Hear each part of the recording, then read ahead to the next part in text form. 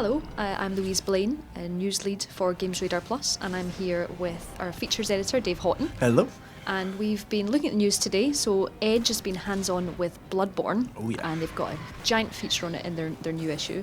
And you've played, Dave, and I was wondering what you thought of this. I've played a little bit, the same demo that's been around for a while. The exciting thing about the story we ran from the Edge article is the fact they are describing it as a full-blown horror game now. Yeah. Like 40 hours of filthy, disgusting, just nast. That's really good news. As someone who's played a lot of Dark Souls and Bloodborne, it's exactly what I was hoping for. Because the thing about Bloodborne is it's not a sequel to Dark Souls, it is a spiritual successor. Yeah. And the important thing for a lot of fans is we wanted something to mix things up and go a lot harder and meatier with it, or just to be different in some way. Because the thing about the original Souls, it's about the danger of the unfamiliar. It's about, coming to know what seemed unknowable, and eventually the sheer empowerment of conquering that via working your way through it.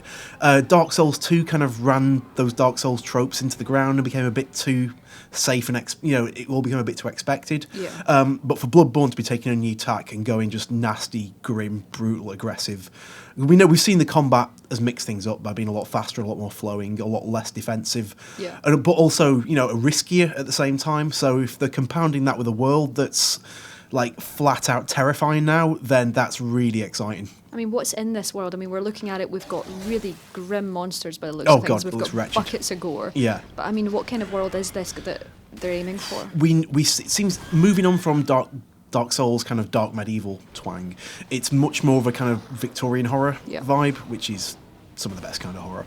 Yeah. It's kind of an allegory for Plague era London, I think, sort of. But obviously the plague's gone, the supernatural elements, the plague's gone full nasty.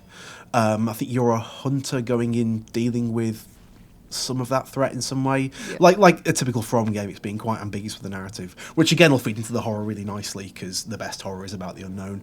But yeah, it just looks like Souls did play around with horror a bit. There were elements of it with its atmosphere, its pacing, certain environments, and its creature design is so imaginative, better than most films pull off.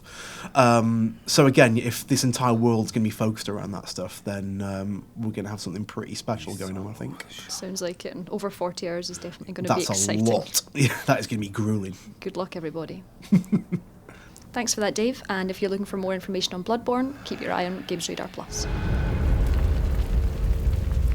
And so the nightly hunt begins.